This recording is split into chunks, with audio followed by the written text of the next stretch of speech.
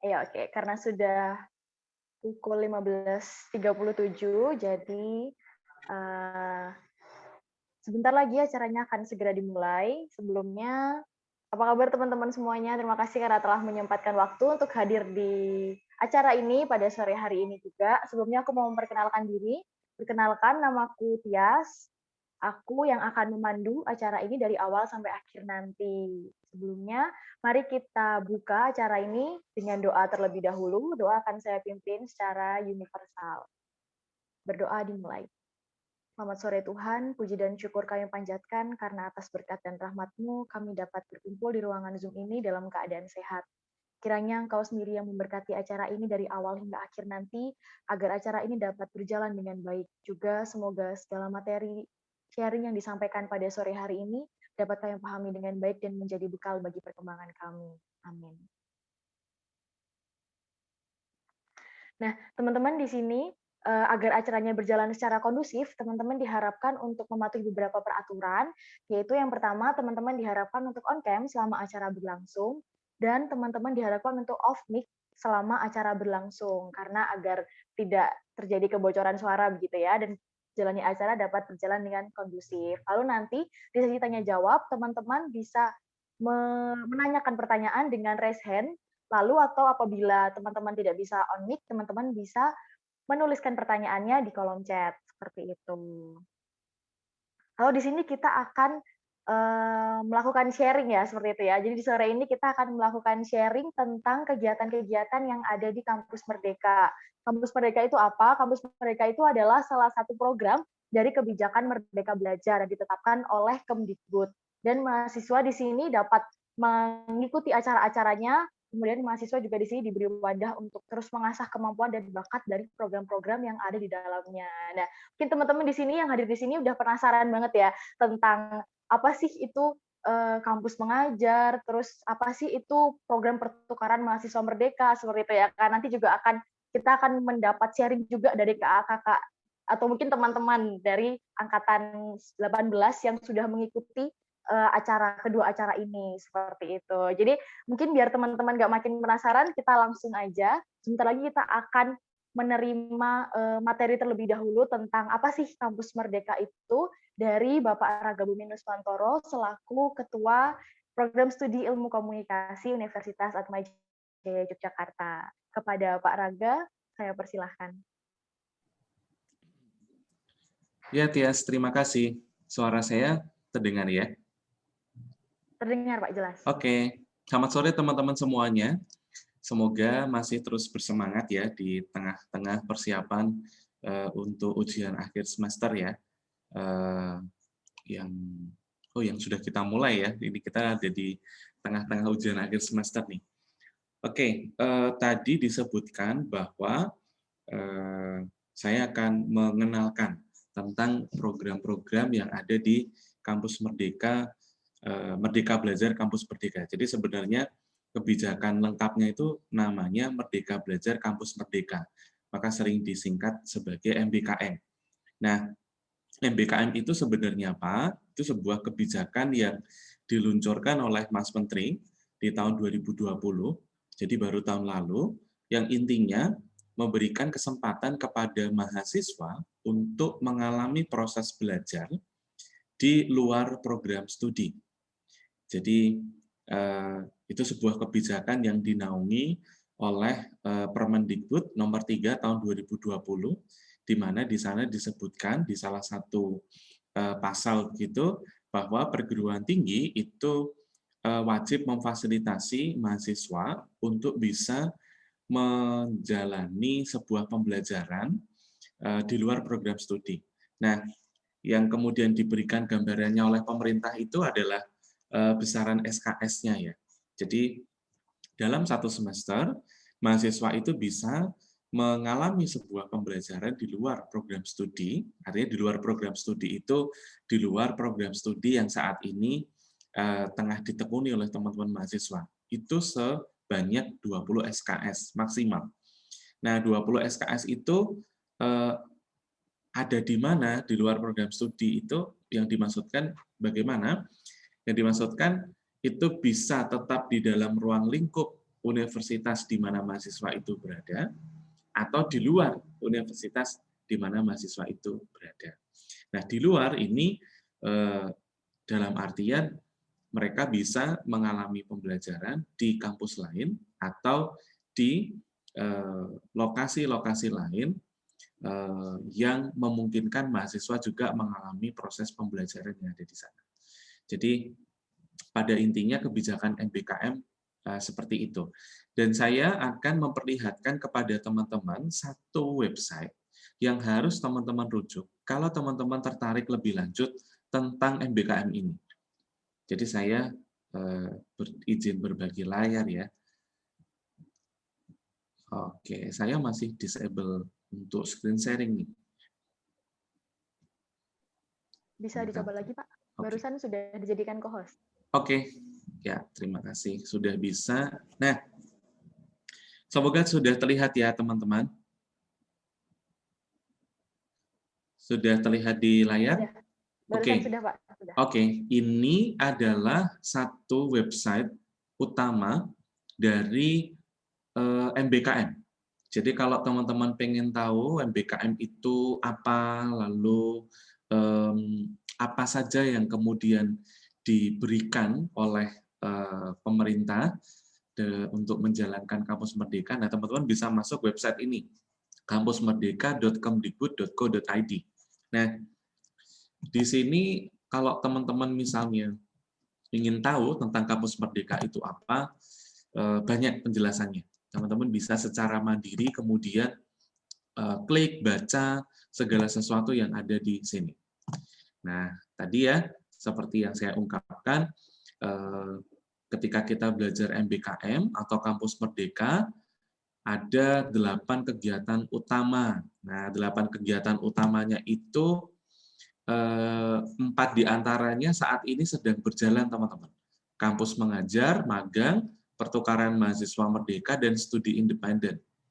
Nah, lalu program-program lain yang akan dibuka ini, membangun desa, KKN tematik, proyek kemanusiaan, wirausaha, dan sebagainya. Jadi, teman-teman ketika tertarik, kemudian bisa masuk website ini dan tadi klik di programnya. Jadi saya balik lagi ke depan. Tadi kan teman-teman ketika membuka web kampusmerdeka.kemdikbud.go.id kan akan ketemu dengan laman ini nih. Nah, teman-teman bisa masuk ke program.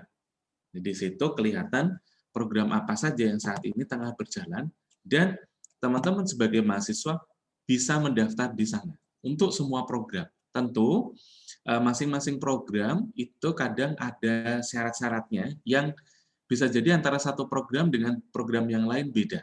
Karena begini teman-teman, walaupun yang ditekankan dari program Kampus Merdeka ini adalah kebebasan bagi mahasiswa untuk bisa belajar, ya menekuni apa yang selama ini dipelajarinya di program studi, atau termasuk juga mengkayakan gitu ya, mengkayakan pembelajaran yang ada, maka teman-teman tetap harus kemudian melihat perjalanan teman-teman ini itu ada di semester berapa.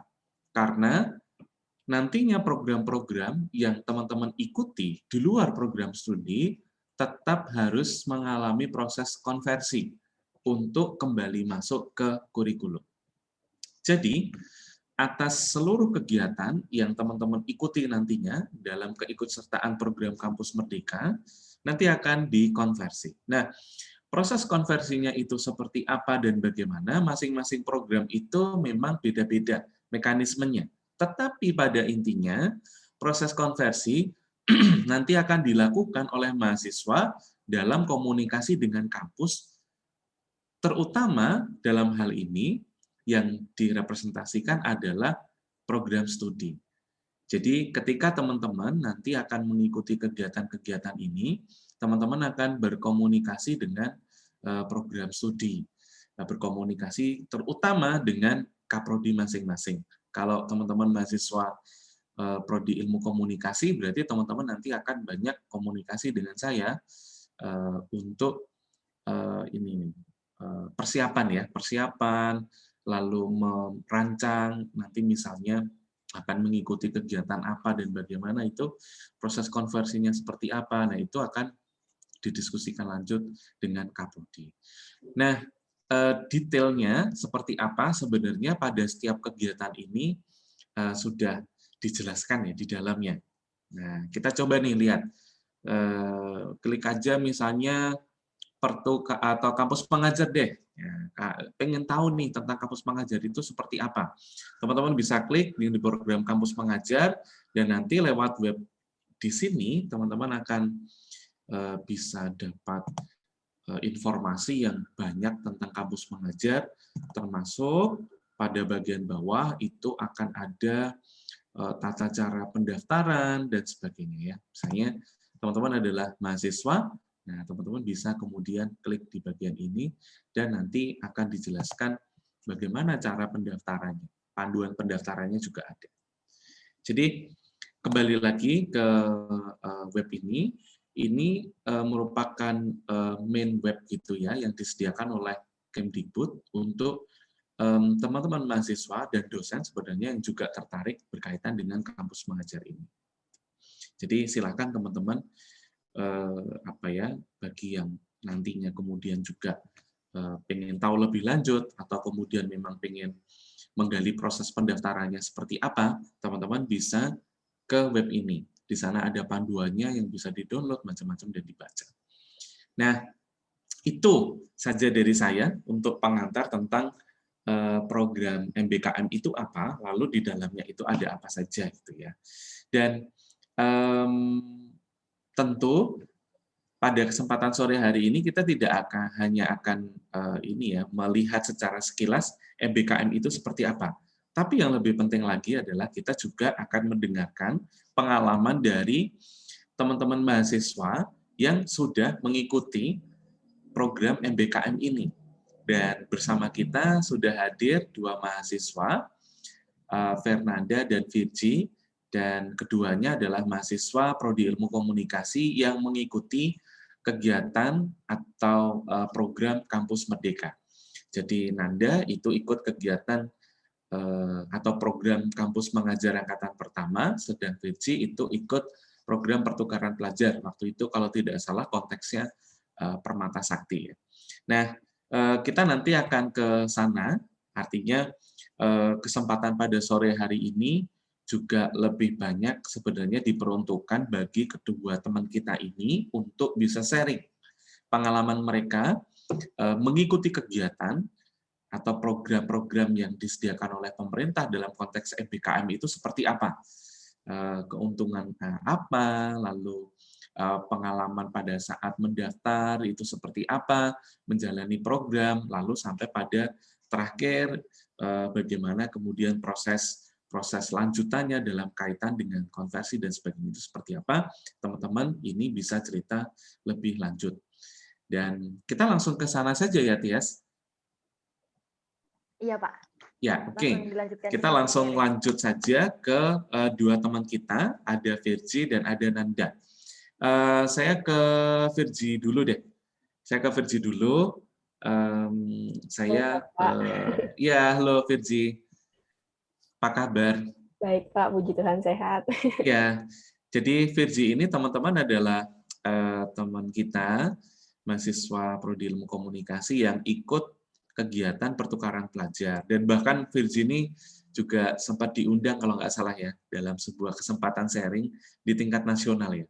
Waktu itu dalam rangka keikutsertaan di mana? Permata Sakti ya? Iya, di Permata Sakti, Pak. Jadi waktu itu sempat muncul di video testimoni dan diseleksi lagi untuk maju ke situ.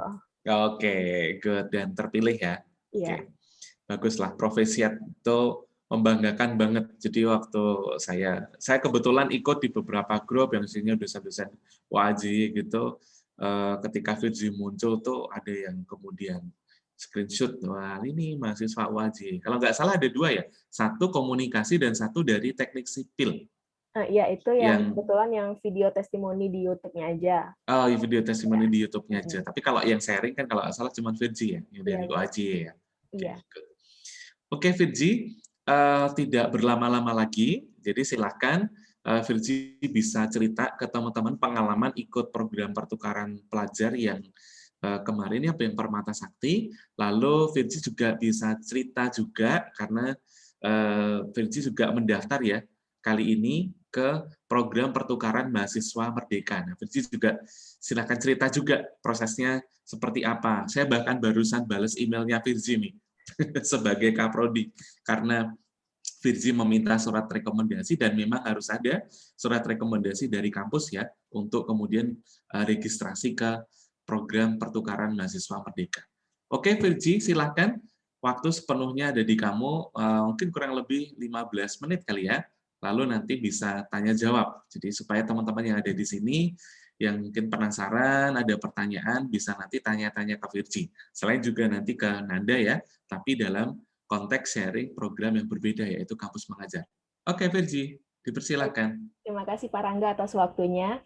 Selamat sore, Bapak, Ibu, dan juga teman-teman semua yang hadir di sini. Singkat aja, aku mau cerita tentang pengalaman aku yang aku dapatkan ketika mengikuti program pertukaran mahasiswa. Dan mungkin nanti lebih detailnya lagi adalah kita sharing aja gitu ya, tanya jawab gitu. Nah sebelumnya, kenapa sih seorang Virgi ini mau nyoba ikut pertukaran mahasiswa? Singkat cerita, waktu itu lagi baring-baring gitu ya di kamar, terus buka Instagram, pas dapat postingannya UAJ yang memberitahu bahwa ada pertukaran pelajar yang diadakan di Indonesia nih. Nah, seorang Virgi yang punya impian pertukaran pelajar ke luar negeri kan di tengah pandemi susah banget nih aksesnya ya. Dan juga kemampuan untuk masuk ke luar negeri itu masih kurang. Jadi akhirnya aku mencoba untuk ya udah deh pertukaran Indonesia dulu aja.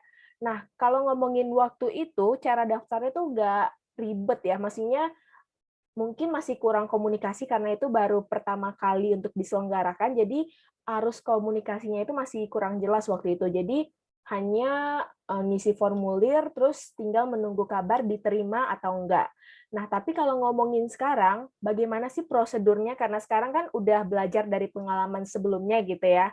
Dan saat ini juga arusnya lebih mudah sih. Kita tinggal buka akses yang tadi diberikan oleh Pak Rangga ya, yaitu kampusmerdeka.kemdikbud.go.id. Terus kita tinggal melengkapi syarat dan juga dokumen yang diperlukan. Nah, buat teman-teman di sini yang mungkin udah mulai masuk semester 3 sampai semester 8, punya kesempatan yang sama untuk menjadi mahasiswa pertukaran mahasiswa ini. Karena kemarin sempat sharing juga dengan yang mengurus pertukaran ini, bahwa saat ini dibuka kesempatan yang lebih besar lagi, yaitu sebanyak 20.000 mahasiswa. Jadi, coba aja dulu gitu. Nggak ada salahnya untuk mencoba, sama seperti Virgi yang akhirnya mencoba juga tahun ini, padahal udah dibilang mahasiswa nggak bisa melakukan kegiatan yang sama selama 2 kali. Tapi yang namanya juga kita kan pengen merasakan hal ini, makanya Virgi daftar lagi, karena itu seru banget.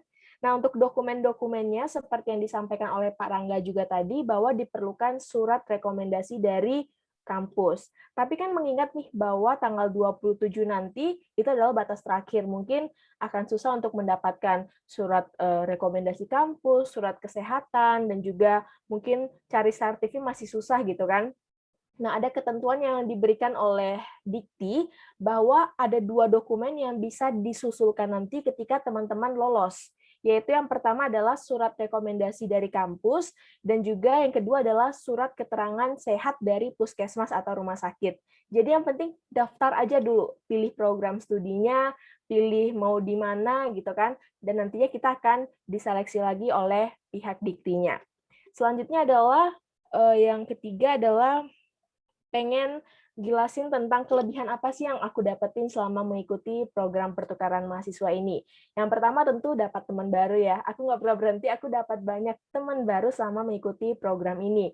Baik dari teman-teman tujuan kampus aku, maupun teman-teman yang di luar kampus itu, yang kebetulan mengikuti Permata Sakti juga kala itu. Jadi pertemanannya itu jadi lebih luas, apalagi di tengah pandemi kayak gini kan kita bingung, aduh mau cari kegiatan apa ya yang bisa dapat teman banyak dari Sabang sampai Merauke gitu kan. Nah ini adalah salah satu kegiatan yang bisa kita keikuti. Dan selanjutnya yang pengen saya bilang adalah kegiatan ini menjadi sangat spesial di tahun ini karena bisa dilaksanakan secara luring. Ini kan yang diharapkan oleh teman-teman semua bahwa kalau online mah nggak dapat pengalamannya, cuman belajar kayak biasa aja nih, kayak di kampus biasa aja gitu.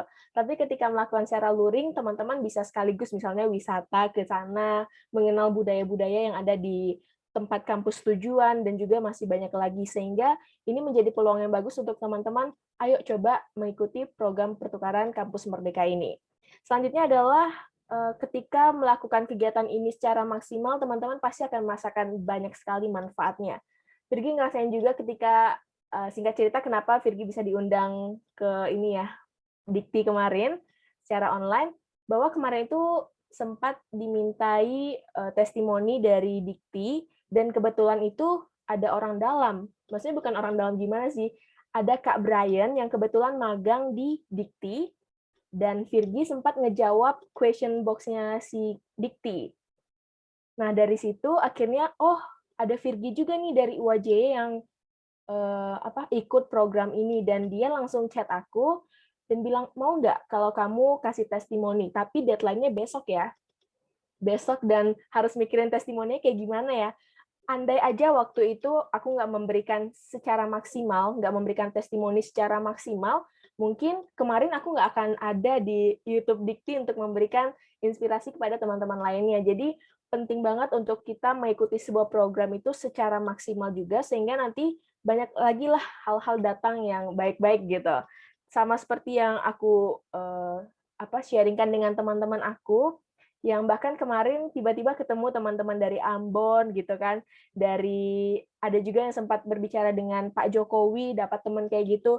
Jadi secara random kita bisa dapat teman-teman juga selain di program pertukaran itu. Kan Virgi udah selesai ngikutin program itu di awal Januari 2021, tapi sampai sekarang masih aja gitu dapat teman-teman baru. Jadi ini sangat menarik banget sih. Dan yang ketiga adalah teman-teman bisa mengenal budaya lebih dalam lagi.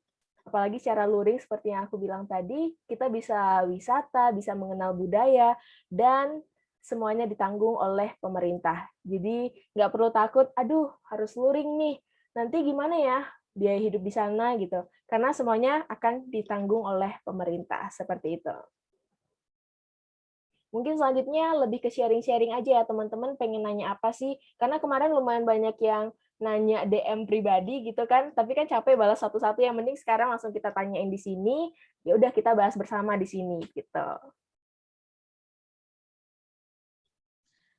Oke, Virgi, terima kasih ya pengalamannya. Waktu pertukaran pelajar yang Permata Sakti, Virgi ke mana kampusnya?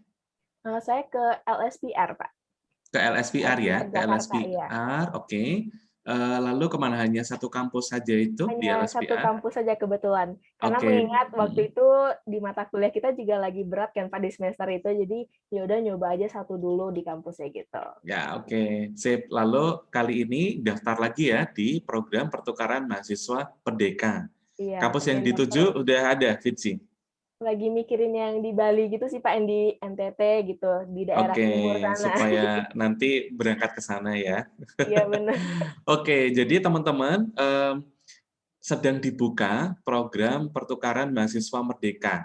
Dan tadi sebagaimana saya jelaskan, untuk lebih detailnya memang teman-teman bisa masuk ke website yang sudah saya tulis di kolom chat itu ya. Klik saja di sana, lalu klik program, lalu klik kalau teman-teman ingin yang pertukaran mahasiswa, seperti yang Virgi alami begitu, klik saja di pertukaran mahasiswa Merdeka, dan di sana ada banyak sekali informasi ya tentang cara pendaftaran dan sebagainya gitu ya, Virgi ya. Dan itu bisa diikuti oleh teman-teman, dan teman-teman punya hak untuk ikut gitu ya. Artinya memang lewat program-program dari pemerintah ini, teman-teman mahasiswa memang didorong untuk ikut. Maka tadi Virgi bilang soal fasilitas-fasilitas dari pemerintah, ya itu benar. Jadi memang fasilitas diberikan oleh pemerintah dalam konteks keikutsertaan teman-teman dalam program-program ini. Nah, tentu nanti akan ada beberapa hal yang bisa dikonfirmasi lebih lanjut ya teman-teman ya soal ini, tapi pada prinsipnya ketika teman-teman sudah masuk ke program ini, teman-teman dinyatakan diterima, teman-teman sudah akan masuk pada sebuah sistem gitu ya, yang dikelola oleh pemerintah, di mana pada setiap bagiannya itu tentu sudah ada fasilitasi dari pemerintah gitu. Oke, kita Kak, mungkin saya mau Tadi tambahin Bu. sedikit Oh, ya. silakan. Iya. Mau tambah apa, Virgi, sebelum Untuk kita ke Nanda? teman-teman, iya, untuk teman-teman yang ingin mengikuti pertukaran mahasiswa ini, ada baiknya untuk melakukan komunikasi dulu ke pihak prodi. Karena pengalaman saya tahun lalu gitu ya Pak, saya tahunya hanya dari ini fakultas maaf, dari universitas. Jadi hanya satu jalur aja gitu. Pada akhirnya ketika saya diskusi dengan Wadik 3, mungkin juga dengan Pak Rangga, kebingungan nih, ini program apa? Kok bisa dikonversi gitu kan? Jadi kebingungan semuanya. Jadi ada lebih baiknya saat ini sekarang kan udah dikumandangkan oleh banyak universitas, udah pada tahu semua juga. Lebih baik juga tetap tanya ke universitas, ke prodi, gimana nih sistem konversinya, apa bisa atau enggak? Karena mengingat ini kan kampus merdeka, di mana teman-teman dari jurusan ilmu komunikasi bisa aja ambil dari yang jurusan teknik gitu, ya nggak apa-apa, namanya juga merdeka belajar gitu kan, jadi lebih luas, tapi tetap ada baiknya komunikasikan dulu dengan pihak kampus supaya ya nanti dibilang katanya konversi 20 SKS kok nggak diwujudin sama kampus gitu kan. Nah, jadi lebih baik dikonfirmasikan dulu gitu. Ya, betul. Terima kasih, Virgi, penekanannya. Jadi, bagi teman-teman yang tertarik, jadi selain lihat-lihat dan juga mempelajari panduannya yang ada di website, teman-teman juga bisa kontak prodi masing-masing, kontak ke prodi masing-masing. Karena memang saluran informasi tentang program-program MBKM itu ada di para kaprodi gitu ya. Dan memang prodi-prodi itulah yang kemudian menjadi saluran begitu ya, saluran resmi dari teman-teman mahasiswa untuk kemudian bisa melakukan diskusi terkait dengan proses-proses lanjutan gitu. Nah, kita ke Nanda dulu ya, Virgi. Kita ke Nanda. Saya akan menyapa Nanda dulu. Halo Nanda, selamat sore. Halo Pak Rangga, selamat sore juga Pak. Ya, oke. Apa kabar? Ini posisi di mana nih? Di Tangerang, di rumah. Di Tangerang ya, oke.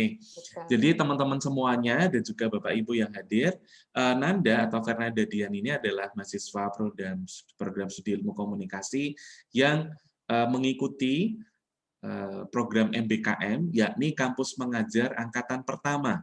Jadi saya informasikan bahwa pada kesempatan Kampus Mengajar Angkatan Pertama kemarin, kita UAJY itu berpartisipasi juga, dan ada 3 mahasiswa yang lolos ke sana ya untuk ikut, dan ketiga-tiganya itu kebetulan dari Prodi Ilmu Komunikasi, dan salah satunya adalah Nanda ini.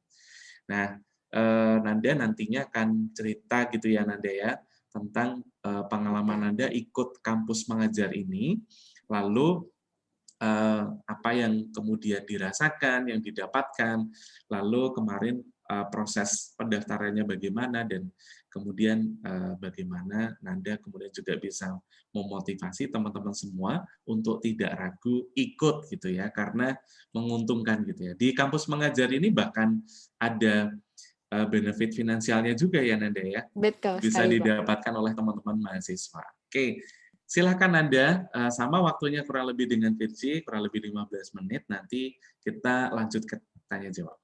Baik, sebelumnya terima kasih Pak Rangga untuk kesempatannya bisa sharing dengan Bapak Ibu dan teman-teman di sini. Untuk itu, langsung saja saya mulai. Saya merupakan salah satu mahasiswa UAJY yang keterima di salah satu programnya Kemdikbud, yaitu Kampus Mengajar. Kalau teman-teman nggak tahu, Kampus Mengajar itu kegiatannya apa, jadi kita itu sebagai mahasiswa membantu untuk adik-adik sekolah dasar yang di daerah 3T. Jadi 3T itu daerah yang tertinggal, terdepan, terluar gitu. Jadi yang mungkin masih punya akreditasi C atau siswanya dikit, pengembangan sekolahnya dikit dan segala macam. Langsung aja mulai, kenapa sih awalnya saya mau untuk daftar di Kampus Mengajar? Kalau misalnya tadi Virgi melihat dari postingan UAJY, kalau saya langsung dari postingannya Kemdikbud, waktu itu melihat deskripsi gitu, langsung unduh untuk buku panduannya, di situ baca deskripsinya, dari deskripsi itu udah langsung tertarik nih teman-teman, kayak wah mengajar di SD 3T gitu, untuk teman suatu pengalaman baru, jadi akhirnya tertarik untuk daftar gitu. Semakin ke bawah, semakin terlihat, oh ada benefitnya juga nih. Membuat semakin semangat nih teman-teman, karena benefitnya nggak main-main yang diberikan oleh Kemdikbud. waktu itu untuk kampus mengajar angkatan saya, yaitu angkatan 1, benefitnya adalah mendapatkan uang saku sebesar 700.000 per bulan. Jadi untuk kampus Merdeka ini kita jalankan selama 3 bulan, yaitu berarti 2,1 juta akan kita dapatkan. Tapi ternyata di tengah jalan diberikan tambahan oleh Kemdikbud, yaitu dari 700.000 jadi 1,2 juta per bulan.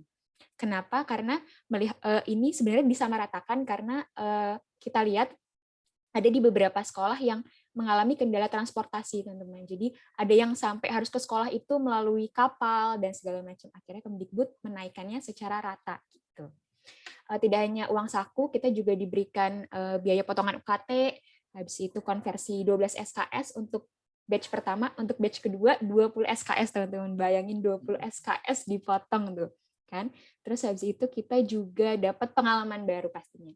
Untuk proses pendaftarannya, yang pertama pastinya teman-teman harus punya akun dulu di kampuspengajar.kemdikbud. Jadi mungkin aku bisa saranin teman-teman daftarnya pakai email mahasiswa aja. Jadi kan kita udah dapat tuh ya email mahasiswa yang belakangnya students.wj.ac.id. Sebisa mungkin pakai itu aja biar data-data kita tuh langsung ke link ke kampusmengajar.kemdikbud gitu. Setelah daftar, langsung ada beberapa pilihan program, pilih aja kampus mengajar. Di situ kita harus menyertakan CV, surat rekomendasi dekan, surat keaktifan organisasi, dan CV. Untuk yang batch 2 ini, setahu saya ada tambahan file, jadi teman-teman harus menyertakan surat persetujuan bermaterai dari orang tua dan surat fakta integritas bermaterai gitu. Nah, untuk proses submit filenya mudah gitu. Jadi teman-teman yang mungkin sekarang udah aktif organisasi, udah bisa langsung minta aja surat keaktifannya mulai dari sekarang untuk persiapan. Akan lebih banyak nanti mungkin program-program yang dikeluarkan oleh Kemdikbud gitu. CV juga sudah ada, langsung disertakan aja. Ini yang terpenting teman-teman, surat rekomendasi dekan. Jadi waktu itu masih saya taunya adalah berarti ini harus minta oleh dekan visip gitu ya. Akhirnya mencoba menghubungi Bu Shirley gitu. Dan ternyata karena mungkin saya sangat semangat, habis itu langsung chat Bu Shirley, ternyata program ini belum dibicarakan oleh pihak kampus, jadi masih belum tahu nih untuk alurnya seperti apa gitu. Akhirnya menunggu beberapa hari kemudian, Bu Shirley mengontak saya lagi untuk bicarakan ke Kaprodi masing-masing gitu. Akhirnya saya bicarakan ke Pak Rangga kalau mau ikut serta dalam program kampus mengajar ini. Jadi Pak Rangga juga di chat sangat responsif, jadi memberikan apa nih yang harus diberikan gitu, terus konversi apa aja mata kuliah yang bisa sebanyak 12 SKS gitu teman-teman. Jadi jangan takut untuk semua dibicarakan oleh Kaprodi masing-masing.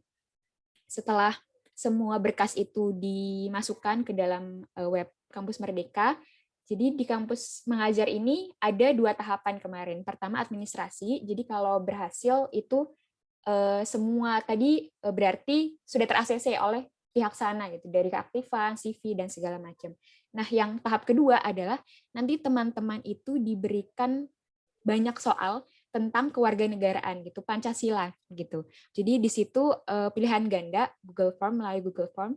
Jadi ada soal berbasisnya langsung soal cerita gitu, di mana kita dihadapkan kalau misalnya kita menjadi orang Indonesia yang seperti ini, apa yang harus kita lakukan gitu. Semua nilai-nilai Pancasila ada di situ. Jadi ada soal yang benar-benar kayak ini kan jawaban semuanya benar gitu, jawaban semuanya baik gitu. Tapi apa yang saya pilih ya kayak gitu. Jadi harus benar-benar teliti untuk soal yang kewarganegaraan ini. Setelah lewat dari soal itu langsung ke tahap keterima gitu. Jadi dari 36.000 mahasiswa seluruh Indonesia yang daftar, puji Tuhannya saya termasuk ke 12.000 mahasiswa yang keterima gitu. Nah, setelah keterima ada pengumuman gitu, kita langsung diarahkan untuk join ke grup Telegram. Dan di situ pun di web MBKM-nya sudah tersedia nama-nama siapa yang menjadi kelompok kita, sasaran SD-nya di mana, sama nama dosen. Yang uniknya kita ketemu dosen baru lagi, teman-teman. Jadi keluar lagi untuk kenalan lagi sama dosen.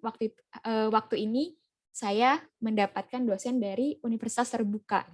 Untuk teman-temannya, saya dan 8 orang teman saya, semuanya latar belakangnya pendidikan. Cuman saya sendiri yang ilmu komunikasi, tapi di situ adalah challenge-nya, teman-teman. Jadi Untuk empat teman saya itu dari Universitas Negeri Jakarta. Mereka ada pendidikan yang sekolah dasar, ada yang geografi, ada yang akuntansi. 2 teman saya lagi ada yang dari UPI Bandung, itu yang pendidikan perpustakaan sama geografi. Satu lagi dari Universitas Muhammadiyah Tangerang, itu dari pendidikan bahasa Inggris. Jadi saya benar-benar orang yang tidak punya latar belakang pendidikan gitu ya, karena ilmu komunikasi. Tapi itu yang menjadi salah satu harus ngapain nih? Apa yang bisa saya sumbangkan sebagai mahasiswa ilmu komunikasi ke SDI Madani Baitul Akbar ini? Saya dapat itu salah satu sekolah Islam gitu. Itu juga challenging banget teman-teman, karena kita harus beradaptasi lagi kan. Nah, untuk setelah ketemu dengan teman-teman baru lagi kayak gitu, kita harus izin dulu ke Dinas Pendidikan setempat. Jadi untuk hari pertama, saya dan teman-teman itu langsung ke Dinas Pendidikan Tangerang Selatan, kita meminta izin. Kalau boleh share screen sedikit nih, ada fotonya. Nah, ini. Sudah terlihat mungkin teman-teman? Sudah. Ya, sudah Nanda. Ini kita pertama kalinya untuk izin ke Dinas Pendidikan Tangerang Selatan untuk mengadakan kampus mengajar di SDI Madani Baitul Akbar gitu. Kalau bisa dilihat nih, yang hijau-hijau ini dari UNJ, yang abu-abu dari UPI, dan ini dari Muhammadiyah Tangerang gitu. Nah, setelah minta izin itu, kita dapat surat pengantar juga dari Dinas Pendidikan, habis itu kita langsung ke sekolahnya. Sekolahnya kalau bisa dibilang mungkin sangat memprihatinkan ya teman-teman. Maka dari itu mungkin sekolah ini dituju untuk kita bantu gitu. Dari siswanya itu dari kelasnya itu hanya kelas 1 sampai kelas 5. Kelas 6-nya nggak ada sama sekali, dan jumlah siswanya, siswa kelas 5 itu hanya 3 orang. Terus siswa kelas 1 itu masih lumayan, ada 14 orang, siswa kelas 2 itu 10 orang dan segala macamnya. Nah, setelah kita ke sekolah meminta izin, ini mungkin yang menjadi kekurangannya adalah pihak Kemdikbud kurang bersosialisasi dengan SD yang mau dituju. Jadi ketika kita ke sana, dari kepala sekolah dan segala macam itu kaget. Ada apa nih mahasiswa datang kayak gitu. Mereka belum ada pengantar sama sekali tentang program ini kayak gitu. Nah, setelah berbincang perizinan dan segala macam, kita sudah di ACC untuk melakukan kampus mengajar. Lalu kita membagi tugas gitu. Jadi kita berdelapan, ada kelas tinggi dan kelas rendah. Jadi semisal contohnya kelas 5 ini hanya 3 orang, berarti cukup dipegang untuk 1 mahasiswa aja gitu. Kalau misalnya 2 mahasiswa itu mungkin kebanyakan gitu. Akhirnya setelah dirombak, saya memegang kelas 2 gitu. Kelas 2 bersama Lulu dari UPI Bandung, dan siswanya berjumlah 10 orang. Untuk suka dukanya di kampus mengajar ini sangat banyak, tapi mungkin kebanyakan adalah sukanya. Sukanya itu saya sendiri jadi belajar membuat RPP. Wah, itu anak ilmu komunikasi tidak tahu sama sekali untuk membuat RPP. Kita jadi harus belajar buat RPP untuk tematik gitu, tema 7, 8 dan segala macamnya gitu. Dan di situ kita juga dibimbing oleh wali kelas. Jadi ada wali kelas 2 itu Bu Sri. Sangat baik, kita juga berkoordinasi dengan dia apa yang bisa kita bantu untuk kelas 2. Siswa-siswa kelas 2 ini apa yang kurang ya Bu gitu. Ternyata siswa kelas 2 ini kebanyakan kurangnya di kalistung, baca tulis hitung, itu sangat kurang gitu. Karena kita juga selain RPP, selain tema ajar, bahan ajar, kita juga mengajar langsung ke kelas 2-nya. Untuk SD yang saya tuju ini kebetulan sudah menerapkan tatap muka sebanyak 1 kali dalam 5 hari gitu. Jadi 4 harinya daring, jadi kita cuma memberikan tugas, dan 1 harinya khusus untuk di hari Rabu itu kita sudah tatap muka.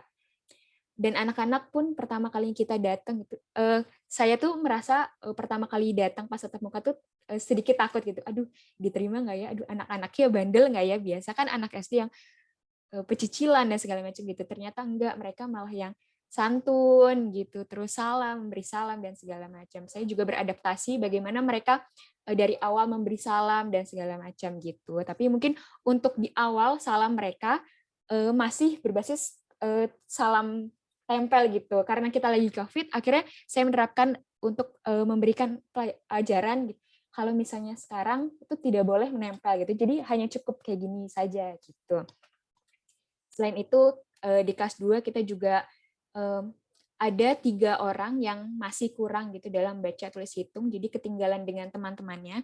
Saya dan teman saya memberikan tambahan belajar gitu sesudah mereka belajar wajib untuk mereka belajar lagi matematika, menulis, berhitung dan segala macam. Butuh kesabaran teman-teman memang. Kalau misalnya yang teman saya yang mungkin latar belakangnya pendidikan sekolah dasar itu mungkin udah tahu rasanya gitu. Kalau saya kan baru pertama kali untuk terjun. Itu sabarnya harus benar-benar dilatih karena benar-benar ketemu sama siswa yang kita sudah membantu untuk mengeja gitu ya.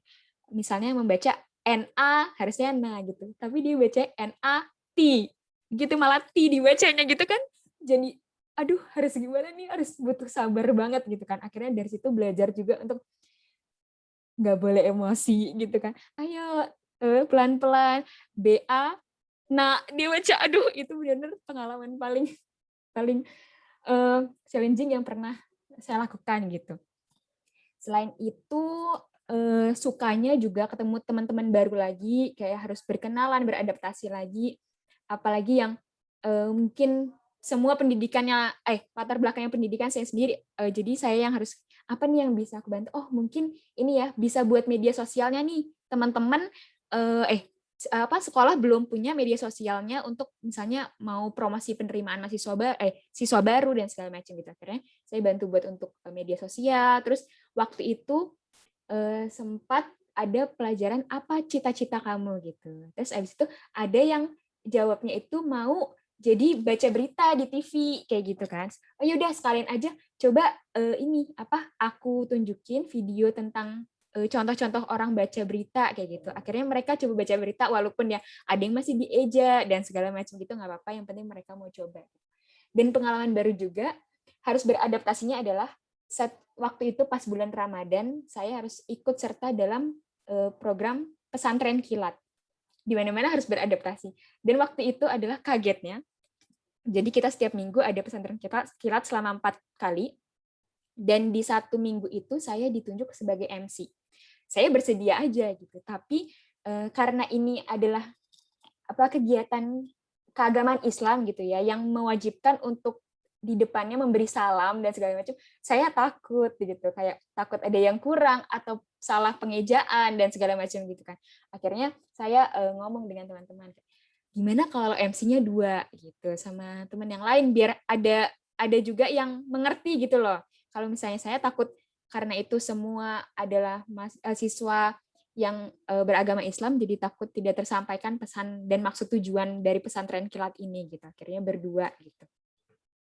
Terus dukanya mungkin hanya ada miskom gitu. Jadi ada salah satu dari 8, ada yang tadi kalau teman-teman lihat ada yang cowok gitu, kurang koordinasi gitu, susah untuk dihubungi, padahal dia ketua yang ditunjuk oleh DPL, gitu, tapi dia tidak mengkoordinir kita sebagai mahasiswa kampus mengajar. Jadi dicari susah, dan dia tuh sangat jarang untuk berkontribusi langsung di kegiatannya kampus mengajar gitu. Sama mungkin belakangan ini kita juga sebagai mahasiswa sedang miskom dengan DPL-nya gitu, karena DPL-nya mungkin sedikit kalau bisa dikatakan sedikit rewel, jadi sangat susah untuk ACC laporan, untuk kegiatan, padahal sangat banyak kita lakukan, tapi menurut dia tidak pernah puas gitu loh. Jadi kita harus apa nih kayak gitu. Jadi sedang miskomunikasi sekarang dan sedang diperbaiki. Seperti itu saja Pak untuk sharing dari kampus mengajar. Semoga cukup. Oke, terima kasih Nanda, pengalaman yang sangat menarik. Dan tadi yang diceritakan Nanda betul ya teman-teman, karena saya sendiri di kampus mengajar angkatan pertama itu juga dapat pengalaman baru nih sebagai DPL.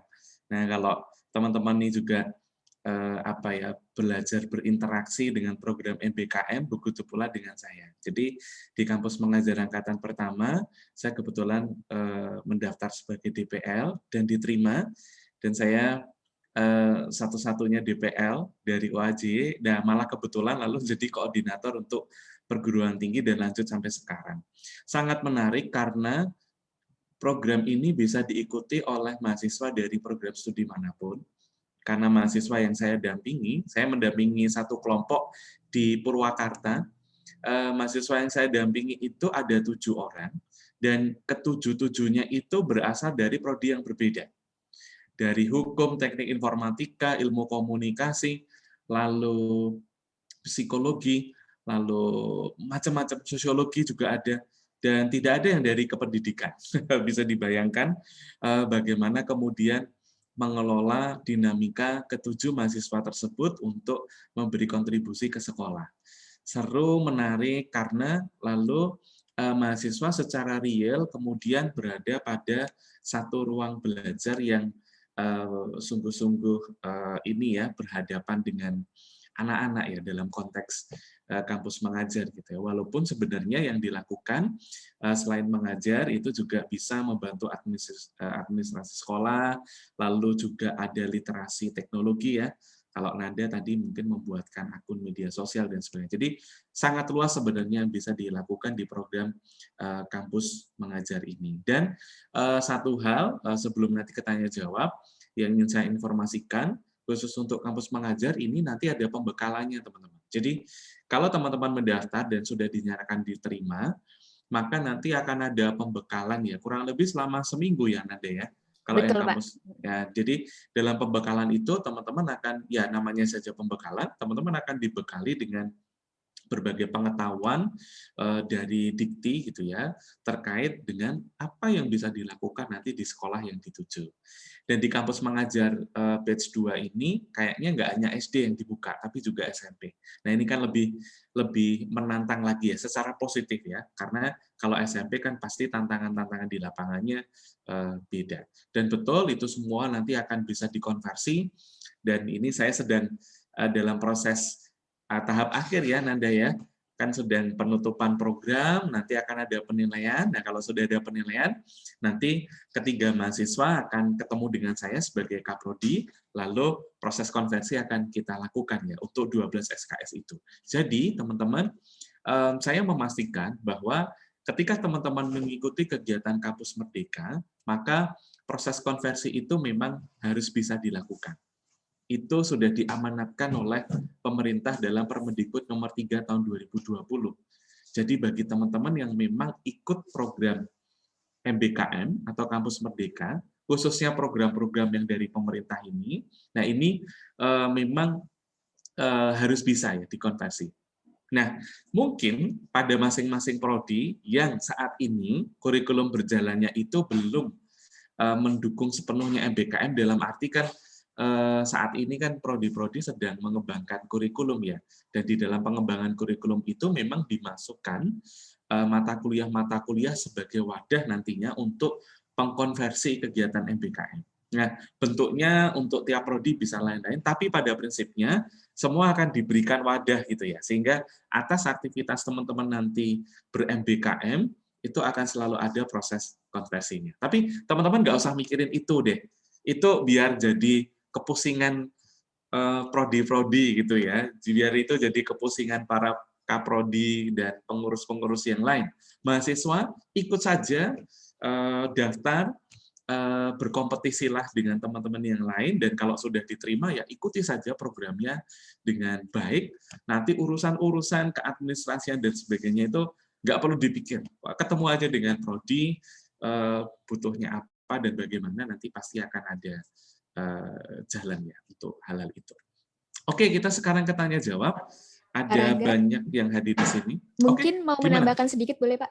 Silakan Anda sebelum tanya jawab ya. Baik, untuk teman-teman yang mungkin sudah tertarik untuk kampus mengajar batch 2 ini, tenang teman-teman bisa mendaftar di SD terdekat. Jadi nggak perlu jauh-jauh di sekitar rumah. Jadi di websitenya Kampus Merdeka ini kita bisa langsung tertuju apa sih SD terdekat yang daerah 3T terdekat oleh lokasi kita, jadi gitu. Dan seperti yang tadi Pak Rangga bilang, saya di kampus mengajar tidak hanya mengajar untuk adik-adik SD gitu, jadi kita juga bantu administrasi, pembuatan kerangka pembelajaran untuk kelas 6, sama jadi di kemarin itu guru-guru di sana pun juga kurang untuk tahu apa media pembelajaran yang lain ya dan segala macam. Jadi kalau boleh sebentar mau ditunjukkan lagi. Nah ini adalah proses yang duduk ini guru-gurunya, jadi masih muda-muda memang, dan ini juga ada yang masih kuliah juga, mereka tuh sangat minim untuk tahu media pembelajaran literasi, numerasi, dan segala macam. Jadi di sana saya sebagai mahasiswa juga berperan untuk memberitahu. Waktu itu aplikasi yang saya berikan adalah Kahoot. Kalau Kahoot kan kita udah paten ya gitu ya, sudah banyak waktu kuliah gitu. Jadi karena dan juga apa ya, basisnya Kahoot itu kan animasi gitu. Banyak mungkin akan disukai oleh anak-anak SD. Jadinya saya memberikan perangkat pembelajaran Kahoot seperti itu. Nah, ini juga teman-teman, kita nggak hanya seputar pendidikan, jadi kita juga membantu untuk pengembangan sekolah. Kita menanam ini, salah satunya kemarin membeli tanaman, terus karena ada lapangan luas di sekitar sekolah yang masih belum tumbuh apa-apa gitu. Akhirnya kita berinisiatif untuk coba beli tanaman, kita tanam aja di sana kayak gitu. Dan ini anak kelas 2-nya yang saya ajar gitu. Salah satu metode yang saya ajarkan itu adalah read aloud. Jadi read aloud ini adalah metode gimana kita membacakan dongeng secara keras kepada anak-anak, lalu anak-anak menangkap cerita itu dan bisa untuk menceritakan kembali seperti itu. Seperti itu aja, Pak. Terima kasih. Woi, keren banget ya. Pengalaman teman-teman belajar di perguruan tinggi menggunakan berbagai macam aplikasi itu nampaknya berguna ya. Kemudian ditransfer ya di dalam sekolah yang teman-teman dampingi. Dan tadi ada metode read aloud itu keren banget. Itu kamu yang buat, Nanda? Itu atas dasar mahasiswa sih, Pak. Kami rembukan semua. Oh gitu ya, Jadi diterapkan keren. di setiap kelas. Oke, good, keren. Dan angkatan pertama 12 SKS, yang besok 20 SKS ya.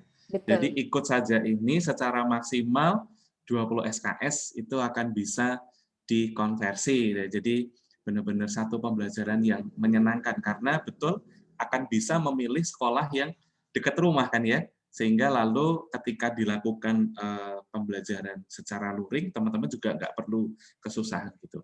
Oke, saatnya tanya jawab ya, Nanda dan Virgi ya. Kita lihat teman-teman yang lain seperti apa dan bagaimana mereka tertarik ya dengan ini. Gitu. Saya berharap sih nanti dari Prodi Ilmu Komunikasi khususnya juga ada banyak yang kemudian mendaftar karena silakan saja daftar. Lalu hal-hal lain terkait dengan keadministrasian itu sudah menjadi domain urusannya kampus gitu ya. Biarkan itu diurus kampus. Nah, yang diurus oleh teman-teman tuh ini aja. Pilih, mana nih yang tertarik, mau magang, oke, magang itu juga luar biasa tuh teman-teman. Ada banyak sekali perusahaan yang membuka diri bagi teman-teman untuk bisa magang. Nah, jadi silahkan buka website kampusmerdeka.kemdikbud.go.id, klik di bagian program, lalu silahkan teman-teman pengen tahu program yang apa dan pengen ikut yang mana gitu. Dan pendaftarannya semua basisnya online ya, Virgi dan Nanda ya.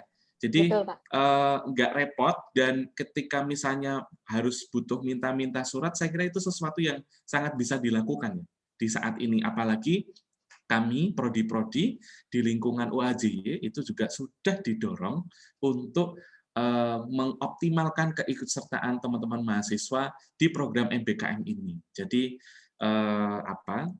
kesempatan bagi teman-teman untuk ikut kali ini jauh lebih besar dengan pendampingan yang semoga juga lebih optimal dari masing-masing prodi. Oke, ini kayaknya ada yang tanya nih, Nanda, di chat. Ini Reza. Masih bingung dan ingin bertanya, ini Reza ya, jika kita sudah terjun mengikuti kampus mengajar, sistem perkuliahan kita yakni tetap mengikuti kuliah di kampus atau fokus saja di kampus mengajar tersebut. Soalnya di perkuliahan kan ada mata kuliah wajib yang harus diikuti. Terima kasih. Oke. Ini selain nanti dijawab Nanda, kayaknya saya jawab juga ya, karena dengan kaitannya dengan mata kuliah. Jadi, setiap kali teman-teman akan ikut program-program ini memang wajib diskusi dengan prodi.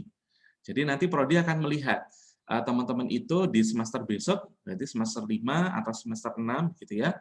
Teman-teman itu akan berada pada titik pembelajaran yang mana, dan mata kuliah yang kemudian harus diambil teman-teman itu mana saja.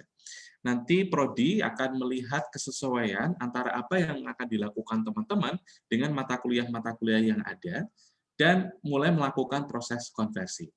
Nah, sebenarnya untuk prodi yang sudah mengembangkan kurikulumnya dan memberikan wadah secara khusus MBKM di dalam kurikulum itu lebih mudah. Karena apa? Karena nanti prodi tidak perlu lagi melakukan proses konversi manual. Satu-satu dilihat ini mata kuliah yang sesuai mana dan sebagainya. Tapi ketika sudah ada wadahnya ya disalurkan saja wadahnya ke sana. Nah, sambil tetap menjalani kuliah atau tidak, ketika memang proses konversi itu kemudian bisa mengambil SKS atau jumlah SKS yang mestinya diambil di semester itu, ya teman-teman bisa fokus kemudian untuk mengikuti kegiatan ini sepenuhnya.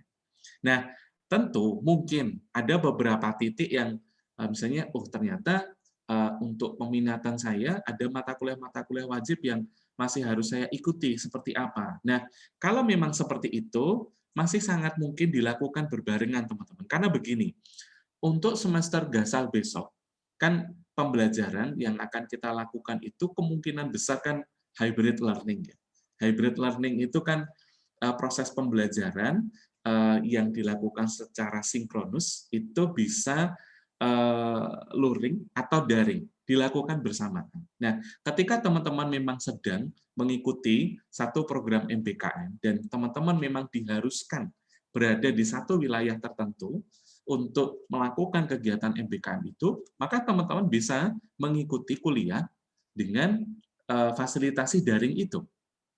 Jadi ini bisa dilakukan bersamaan ya teman-teman. Kalau memang misalnya teman-teman harus melakukan kegiatan MBKM berbarengan dengan kuliah, misalnya proses konversinya itu tetap belum bisa misalnya menggantikan mata kuliah wajib yang harus diikuti. Karena ingat teman-teman, konversi itu tidak hanya jumlah SKS-nya yang dihitung, tetapi bagaimana kemudian capaian pembelajaran yang ada di mata kuliah yang nanti dikonversi itu harus tepat dengan apa yang teman-teman lakukan di lapangan. Nah, maka prodi-prodi, termasuk para kaprodi, termasuk saya itu kalau agak-agak lemot-lemot dikit ditanyai itu sebenarnya sedang mengolah dengan cepat kemungkinan-kemungkinan yang teman-teman ikuti itu apa dan bagaimana itu kemudian bisa masuk di kurikulum yang saat ini sedang berjalan. Sehingga apa? Yang penting adalah hak konversi teman-teman tidak hilang. Itu yang paling penting. Dan itu yang harus kami jamin. Karena Permendikbud nomor 3 tahun 2020 sudah mengamanatkan itu. Jadi begitu, Reza. Mungkin Anda bisa cerita pengalaman yang semester ini berjalan. Baik, tadi sepertinya sudah sangat jelas yang dijelaskan oleh Pak Rangga, kalau misalnya bisa teman-teman untuk berbarengan gitu. Kalau misalnya saya kemarin kebetulan mata kuliah yang dikonversi kok penting semua ya gitu kan, gitu kayak menarik semua malah untuk diikutin, media sosial dipotong gitu kan, padahal saya pengen banget untuk dapat ilmunya gitu. Dan puji Tuhannya juga ketika penyelenggaraan kampus mengajar di SD Madani ini tidak berbarengan gitu dengan mata kuliah yang dikonversi. Jadi saya selama 1 semester ini masih mengikuti secara full pembelajaran untuk tugas-tugas, UAS juga saya kerjakan gitu. Jadi untuk teman-teman masih tetap bisa berbarengan dikerjakannya antara mata kuliah dan kampus mengajar. Seperti itu aja. Oke, lalu ada lagi nih, ini kali ini untuk Virgi nih. Ini tentang pertukaran pelajar. Nah, Kak Virgi kan ikut program pertukaran mahasiswa nih. Apakah matkul yang Kak pilih di Universitas Penerima itu sama persis dengan matkul prodi yang harus diambil di UAJY, atau misalnya mengambil yang berbeda gitu. Lalu ketika sudah kembali lagi ya ke UAJY mengikuti proses reguler kuliah di UAJY, apakah Kak Virgi ini merasa ada yang ketinggalan gitu? Karena kan ada satu waktu di mana Kak Virgi itu ikut pembelajaran di luar prodi gitu ya, bahkan di luar UAJY. Silahkan Virgi. Oke, baik. Ini pertanyaan yang sangat menarik dan aku pengen banget sharing ini, Pak. Karena kan awalnya saya bilang bahwa saya mendaftar ini pun karena iseng-iseng awalnya ngelihat postingan di UAJ gitu kan. Jadi pas baru bangun tidur, ada ini nih, kayaknya menarik buat diikutin gitu kan. Akhirnya saya mendaftar dan langsung di situ memilih program studi yang akan mata kuliah yang akan saya ambil di kampus tujuan. Dan kebetulan saya memilihnya itu adalah mata kuliah yang sama dengan yang saya ikuti. Cuman bedanya di kampus tujuan saya itu namanya Consumer Behaviors, kalau di tempat saya perilaku konsumen. Jadi sebenarnya sama aja gitu kan. Tapi yang saya ambil positifnya adalah ketika saya belajar di UAJ dan juga di LSPR, ada pengetahuan baru nih. Mungkin di LSPR saya nggak dapat yang saya dapatkan di UAJ. Begitu juga sebaliknya. Jadi ketika saya belajar di LSPR, saya dapatkan hal-hal baru. Tahu-taunya di UAJ minggu depan bahas itu. Jadi saya menampung lebih banyak ilmu sih, dan itu nggak masalah kalau teman-teman mau ngambil yang mata kuliah seperti itu. Sama juga dikatakan mengambil matkul dari luar prodi. Nah, itu juga boleh banget. Tapi kebetulan karena saya sudah menentukan bagaimana sih yang harus saya ambil, karena saya kan di ilmu komunikasi. Saya udah tahu tujuan saya apa nih ke depannya. Pengen belajar apa aja nih yang bisa membantu saya lebih berkembang. Makanya saat itu saya memilih bukan yang dari luar prodi, tapi masih nyangkut gitu, yaitu talent and management. Gimana kita mengatur talent gitu kan. Karena kan sekarang udah banyak banget nih selebgram gitu ya, artis TikTok gitu, atau mungkin banyak brand-brand yang bisa kita tangani. Jadi dari situ saya belajar. Dan untuk apakah merasa tertinggal? Kebetulan enggak sih, karena kita memilih mata kuliah juga sudah ada jadwalnya diberikan. Dan kebetulan kemarin tuh kita sudah mulai perkuliahan, Pak. Baru mulai perkuliahan, minggu kemudian itu ada info tentang pertukaran ini. Jadi emang miskom sih kemarin, Pak, persiapannya kurang banget. Makanya saya bilang kemarin kayaknya ini ngawang banget, nggak ada yang tahu. Kalau sekarang kan beda ya, pada tahu semua nih pertukaran mahasiswa merdeka. Nah, jadi saya nggak merasa tertinggal karena saya sudah memilih mata kuliah yang di luar jam mata kuliah asli saya di UAJ. Begitu juga dengan saat ini, teman-teman bisa memilih mata kuliah itu sesuai jam yang teman-teman mau. Dan nanti kalau sudah KRS di UAJ bisa memilih juga mencocokkannya. Tapi ada pilihan juga nih, mungkin Pak Rangga bisa nanti menjelaskan lagi terkait konversi. Ini sekaligus menjawab pertanyaan dari Pak Jarod loh, yang dari tadi semangat banget. Halo Pak. Terkait dengan bagaimana nih konversi SKS. Nah, kebetulan di tahun lalu kami kurang heboh yang namanya dengan konversi SKS.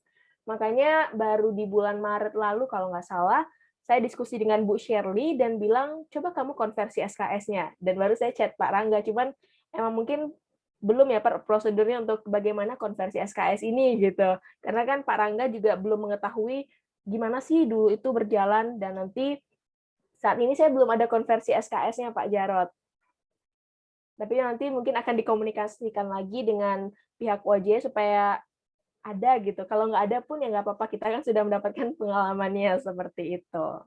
Mungkin untuk yang ketertinggalan materi kuliah mungkin bisa dijelaskan oleh Pak Rangga ya terkait SKS yang saat ini, apalagi ini 20 SKS lumayan banget loh untuk kita. Gitu. Ya, Virgi. Terima kasih, Virgi. Jadi, betul kata Virgi, yang Virgi ikuti itu dulu programnya Permata Sakti. Permata Sakti memang sebenarnya belum atau bukan program flagship-nya Dikti untuk MBKM ya, hanya mekanismenya sudah mirip dengan pertukaran mahasiswa merdeka ini. Nah, pada saat itu karena mungkin masih awal-awal ya, proses diseminasi informasi tentang Permata Sakti itu lewat jalur non-prodi. Jadi kalau nggak salah lewat fungsi 1 ya. Dan memang tidak seagresif yang kampus mengajar ini, sehingga bagaimana itu dikonversi memang tidak begitu jelas. Tapi ketika kemudian seiring berjalan, kebetulan dalam konteks prodi komunikasi, kami menerima hibah MBKM, lalu terbuka gitu ya, oh ini ada MBKM, ada sesuatu yang sedang didorongkan oleh pemerintah untuk mengkayakan pembelajaran mahasiswa. Proses konversimu sudah masuk di prodi, Virgi. Memang nggak keluar karena itu biasanya dikeluarkan berbarengan dengan akhir semester. Karena kan kita melakukan proses konversi itu kan tidak bisa di tengah-tengah ya. Selalu nanti di akhir semester pada saat berbarengan dengan proses reguler, nilai-nilai itu kemudian masuk. Nah, itu proses konversi itu di situ. Kalau kita dari tadi bicara gimana sih proses konversi? Konversi SKS itu berarti akan muncul kira-kira di 2 titik waktu ya. Kalau misalnya mengambil programnya itu di semester genap, seperti waktu itu Virgi ikut di semester berapa ya? Semester genap, Pak. Semester genap, nah maka proses konversi itu akan ada di pergantian antara genap dan gasap. KRS kayak gitu, nah itu konversi dilakukan di situ. Kalau besok ini teman-teman nih ikut rombongan kegiatan yang dilakukan di semester gasal, nanti proses konversi akan dilakukan kurang lebih di Desember atau Januari, ketika akan masuk pada tahapan KRS berikutnya gitu. Kenapa seperti itu? Karena pada prinsipnya konversi bisa dilakukan kalau kegiatan yang teman-teman lakukan itu juga sudah dinyatakan selesai. Dinyatakan selesai, ada sertifikatnya, ada bukti bahwa teman-teman mengikuti kegiatan, dan bahkan ada nilainya juga kan. Jadi ini sebenarnya juga proses yang sama yang banyak dilalui oleh prodi-prodi ketika memfasilitasi teman-teman mahasiswa melakukan student exchange. Jadi proses konversi bisa dilakukan kalau kemudian memang sudah ada hasil yang masuk gitu ya, baru kemudian dilakukan proses konversi itu. Nah, nanti teman-teman juga akan mengalami proses seperti itu. Dalam konteks Nanda misalnya, yang saat ini sudah di tahap akhir ya, Nanda kan kemarin tanggal 25 sudah penarikan mahasiswa ya, sudah penarikan Betul. mahasiswa, lalu sedang proses untuk membuat laporan akhir macam-macam nih. Wah, mungkin baru kejar-kejaran nih sama DPL-nya nih. Nah, nanti ketika semua selesai, DPL di kampus mengajar akan kasih nilai nih. Kasih nilai ke seluruh mahasiswa bimbingannya. Nah, nilai itulah nanti yang akan dibawa Nanda kembali bertemu kepada saya. Nah, ketika ketemu dengan saya, kan sebelum berangkat, Nanda sudah diskusi dengan saya. Jadi, proses konversi kemudian gampang, tinggal melihat nilai Nanda berapa, kemudian saya alihkan ke mata kuliah yang sebelumnya sudah dirancang untuk dikonversikan bersama dengan prodi. Jadi, terkait dengan konversi kurang lebih seperti itu, dan kalau ketinggalan atau tidak, sebenarnya tidak, karena begini teman-teman, khususnya di prodi komunikasi, di prodi ilmu komunikasi, mata kuliah di kurikulum kita itu kan settingannya kalau semester 1 sampai semester 4 itu adalah mata kuliah yang menguatkan pembelajaran konseptual ilmu komunikasi. Jadi mata kuliahnya teori. Baru masuk ke 5, 6, 7, 8, kita ketemu dengan mata kuliah yang sifatnya praksis. Dan di mata kuliah yang sifatnya praksis itu sangat dimungkinkan dilakukan pengayaan.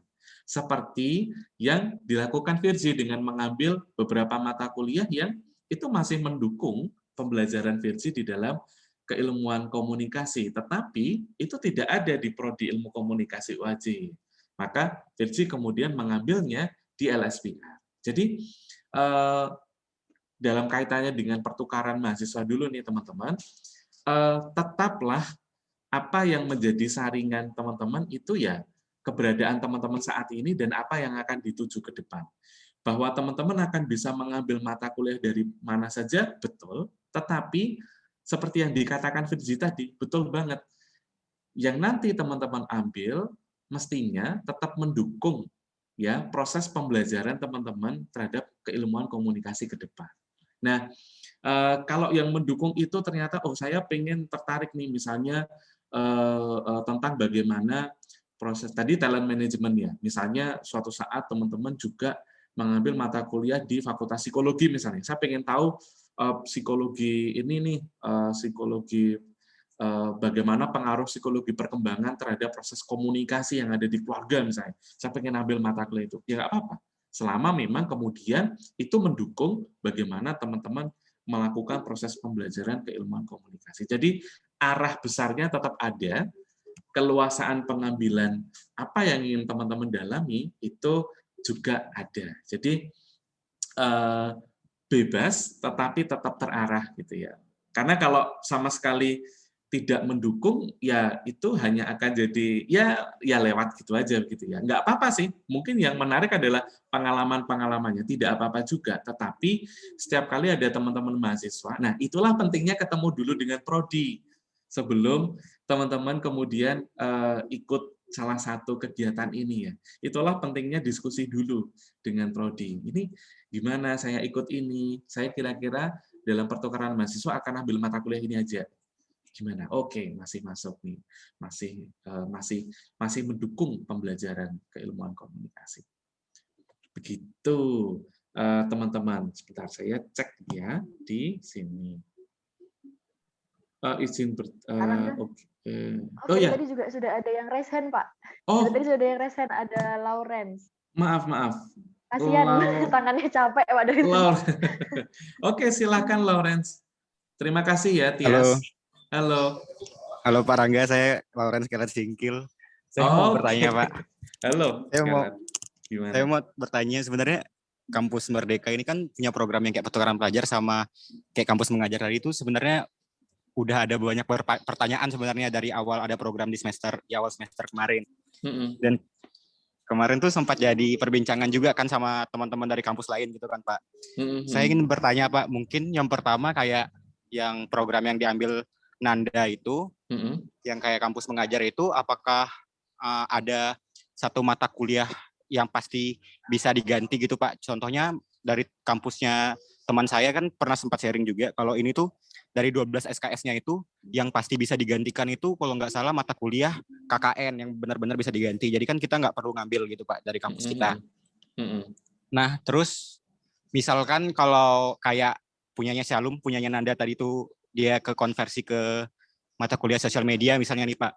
Terus saya kan nggak ngambil sosial media nih, belum pernah ngambil mata kuliah sosial media. Apakah nanti untuk konversi itu saya harus bayar SKS lagi ke kampus atau memang nggak perlu bayar SKS lagi tapi nanti nilainya udah langsung masuk ke DHS? Nah, terus yang terakhir yang masalah pertukaran pelajar kayak Virgi, kan kemarin sempat nanya juga tuh Pak sama Virgi, ngambil mata kuliah apa aja di LSPR, kalau nggak salah ada manajemen talent itu. Nah, kayak manajemen talent itu kan menurut saya kayaknya di mata kuliah pilihan kita pun kayaknya belum ada. Apakah itu tuh konversinya nggak bakal dimasukkan, misalnya nggak ada yang relate sama mata kuliah kita, atau bakal tetap ada gitu Pak? Oh iya, ada satu lagi deh Pak, terakhir nggak apa-apa ya Pak ya? Ya, silakan. Nah, kan kurikulum kita kan mungkin kan beda ya dengan kurikulum itu kampus lain. Kemarin juga pas awal-awal kuliah tuh sempat sharing juga sama teman-teman ilmu komunikasi kampus lain, kayak kalau di tempat kami tekomnya itu ada 2, sementara di tempat temanku kampus lain tekomnya ada 1 gitu. Misalnya kita ngambil mata kuliah tekom di kampus lain yang dia tuh kayak ngerangkum tekom 1 dan tekom 2 di kampus kita, Pak.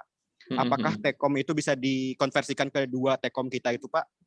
Itu sih Pak pertanyaan dari saya. Terima kasih, Pak. Oke, terima kasih Kelat. Yang terakhir dulu, kalau nilai SKS-nya beda tidak bisa. Jadi kalau Tekom yang ada di kampus lain itu nilai SKS-nya hanya 3 SKS, misalnya kamu ngambil itu, lalu berharap bisa dapat 2 nih. Nah, nggak bisa seperti itu. Matematikanya tidak seperti itu.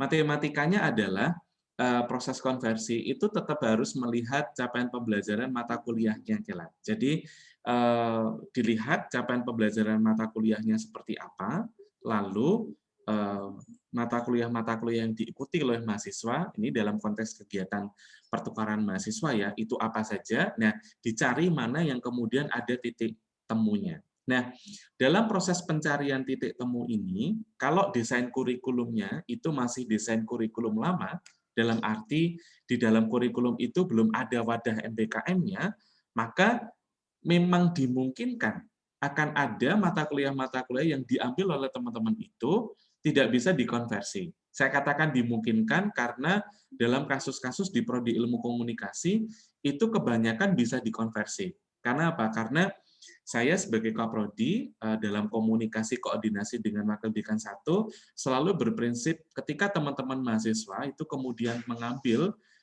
kegiatan yang memang mengarah ke MBKM atau memang itu kegiatan MBKM, maka memang kita wajib memfasilitasi proses konversi itu. Nah, tentu saja dengan tetap melihat dengan rigid CPMK-nya itu ya teman-teman ya.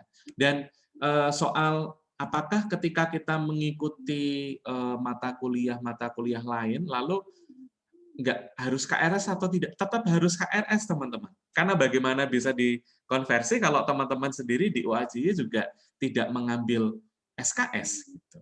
Artinya, tetap kemudian prosesnya berjalan reguler, dan nanti apa yang teman-teman lakukan dengan kegiatan MBKM itu akan ada wadah konversinya. Kalau teman-teman tiba-tiba ikut, tapi teman-teman tidak ada KRS, maka nggak ada wadah konversinya di semester berjalan itu. Maka yang bisa dilakukan ya kamu ambil KRS dulu, sekian SKS, baru kemudian nanti ada proses konversi lebih lanjut. Itu lalu apakah ada yang belum terjawab ya, Kelat ya? Ada banyak yang soalnya. ini Pak. Yang mana? Yang terakhir kayak yang pertama tadi misalnya kayak kampus mengajar itu ada ini enggak Pak? Misalnya kayak pasti bisa menggantikan misalnya makulnya KKN gitu. Ada nggak Pak yang kayak gitu? Di prodi kita sedang dibuat paket-paket mata kuliah yang bisa dikonversi dengan kegiatan-kegiatan MBKM. Jadi misalnya kamu ngambil kampus mengajar, nah nanti akan ada paket mata kuliah yang bisa dikonversi dari kampus mengajar itu. Yang itu asalnya adalah dari pencermatan kami atas mata kuliah yang ada di kurikulum kita, sejauh mana kemudian itu ada irisan dalam hal capaian pembelajarannya. Jadi prosesnya seperti itu. Memang pada akhirnya tidak bisa presisi ya, tetapi kan yang kemudian dilihat adalah substansi pembelajarannya, teman-teman. Nah, pada titik itulah yang kemudian harus, atau kampus dalam hal ini prodi, harus punya keluasan pandangan. Maka kalau teman-teman lihat saya itu benar-benar nyebur banget di MBKM, bukan untuk apa-apa, tetapi benar-benar untuk tahu gitu ya. Pada setiap kegiatan ini, spirit dan substansi yang kemudian ingin diraih oleh kementerian dalam hal ini apa gitu. Yang itu nyambung dengan kurikulum kita. Karena kalau dosen-dosen, para pengurus itu tidak juga masuk ya di dalam dinamika MBKM ini, pasti juga tidak punya gambaran. Kalau kampus mengajar itu ngapain, pertukaran mahasiswa itu ngapain, magang itu ngapain, begitu. Maka salah satu upaya yang prodi lakukan, ya prodi masuk di dalam hiruk pikuk MBKM itu, sehingga kemudian benar-benar mengetahui ya secara substantif kegiatan MBKM ini dalam konteks teman-teman yang belajar prodi ilmu komunikasi punya irisan di mana saja. Yang itu akan memudahkan kami prodi juga bersama dengan fungsi 1 nantinya untuk melakukan proses konversi. Kira-kira begitu, Kela. Baik Pak Rangga, terima kasih udah menjawab semua Pak. Ya, sama-sama. Jadi kalau untuk mata kuliahnya apa dan sebagainya, teman-teman tentu nggak bisa jawab. Silahkan itu ditanyakan saja ke kami, nanti prodi yang akan memproses lebih lanjut. Tadi yang saya bilang ya, kepusingan-kepusingan soal itu jangan jadi kepusingannya teman-teman. Teman-teman nyatakan saja, saya pengen ikut ini, ingin ikut itu, lalu nanti misalnya ya, saya meminta teman-teman, oke, kira-kira kamu ada gambaran nggak mata kuliah apa? Itu sebenarnya dalam proses mengajak diskusi. Jadi memang kami juga berkeinginan bahwa teman-teman ketika ikut nanti juga ada gambaran-gambaran juga ya bahwa nanti proses konversi itu seperti apa, walaupun itu nanti sepenuhnya yang akan melakukan adalah pihak kampus. Jadi gitu, Kelat, semoga membantu. Lalu sebentar ini ada beberapa juga. Teresia Fatika nih masih tanya lagi ya. Sebagai mahasiswa pertukaran mahasiswa ini, berarti kita masih bisa ikut apa kita masih bisa ikut perkuliahan di UAJY? Apa ada perbincangan dulu dengan pihak prodi supaya masih bisa ikut pembelajaran di UAJY? Nah, silakan Virgi, kayaknya nih tanya ke Virgi ya, nanti bisa saya tambahkan. Oke, mohon maaf tadi saya sedang membaca. Sebagai mahasiswa kita seharusnya belajar ini. Yang Teresia Fatika. Iya, oke. Untuk semester lalu pengalaman yang saya dapatkan adalah saya masih bisa berkuliah sambil berkuliah di UAJY karena seperti yang tadi saya bilang saya diadakan secara daring, dan itu saya bisa mengatur jadwal-jadwalnya. Memang ada sedikit yang bertabrakan gitu ya Pak, misalnya jam kuliah di LSPR jam 9.30 sampai jam 12 gitu, tapi di kampus baru selesai jam 10 gitu kan misalnya.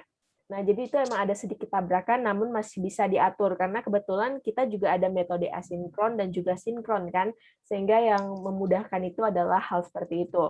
Dan untuk perbincangan dulu dengan pihak prodi, emang seharusnya dilakukan lagi siapa lagi terkait yang saat ini ya, sistemnya sudah berubah dengan sistem kredit SKS-nya itu 20 SKS, di mana teman-teman bisa memilih nih, kalau nggak salah ada 3 pilihan ya, teman-teman bisa melakukan 20 SKS itu secara luring di kampus tujuan, atau teman-teman bisa memilih nih 10-nya luring di kampus tujuan, 10-nya daring di kampus asal kita. Jadi mungkin ini yang harus dibicarakan juga dengan prodi, sehingga tidak terjadinya miskom seperti saya dulu gitu ya. Ini merupakan salah satu kesalahan yang akhirnya ini jadi ribet gitu ya Pak. Dari kampus juga nggak tahu saya ikut gitu kan, hanya dari universitas aja yang tahu, dan itu lebih baik kita memang menjaga si alur prosedurnya gitu, alur komunikasinya gitu. Ya, betul Virzi. Jadi kuncinya memang segera saja kalau memang teman-teman tertarik, teman-teman buka web, teman-teman tertarik di yang mana nih? Lalu coba lihat syarat-syaratnya apa saja, penuhi syarat itu sembari mulai juga komunikasi dengan kami. Ini saya sedang dalam proses menjawab beberapa email, sudah berdasarkan data gitu ya, untuk memberi gambaran kepada teman-teman yang email ke saya, tentang bagaimana nanti proses-proses konversi misalnya dilakukan dan sebagainya. Karena tentu informasi yang saya berikan ke teman-teman itu kan informasi yang nanti akan dijadikan patokan oleh teman-teman. Maka kadang-kadang kalau ada jeda sedikit itu sebenarnya prodi dalam proses untuk memastikan bahwa atas apa yang ditanyakan oleh teman-teman itu memang kemudian ada kebijakannya. Sehingga nanti nggak bolak-balik. Karena belajar dari pengalaman, prodi menjaga supaya informasinya juga konsisten gitu. Jangan sampai katanya bisa, ternyata nggak bisa. Tadinya nggak bisa, ternyata bisa. Itu kan bolak-balik gitu ya. Nah, maka sejak awal kami selalu berpijak pada kebijakannya apa, lalu dalam konteks kegiatan-kegiatan tertentu yang ada di MBKM itu bagaimana. Jadi kurang lebih seperti itu, teman-teman.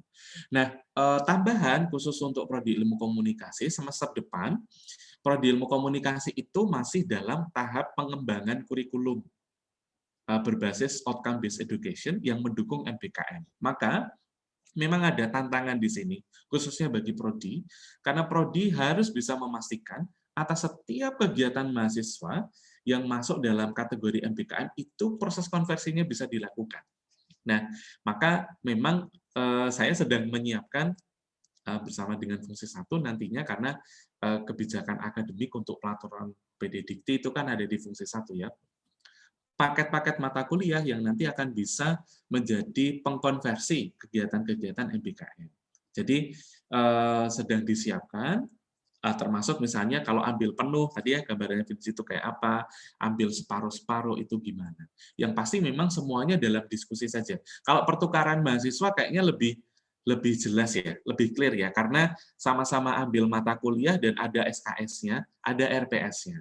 Yang menantang itu kalau yang kayak kampus mengajar, ya. Karena kan bayangin tadi yang dilakukan Anda, tanam-tanam pohon untuk melakukan usaha penghijauan di sekitar sekolah, gitu ya Nanda ya. Lalu juga banyak hal yang lain. Itu kan benar-benar prodi itu harus mencermati dari informasi yang diberikan oleh Dikti, dari pengalaman saya sebagai DPL, dari pengalaman teman-teman yang ikut, nanti kan akan ketemu sebenarnya titik-titik mana yang kemudian dalam proses pembelajaran di luar sana itu relevan dengan proses pembelajaran yang kita lakukan berbasis mata kuliah tertentu.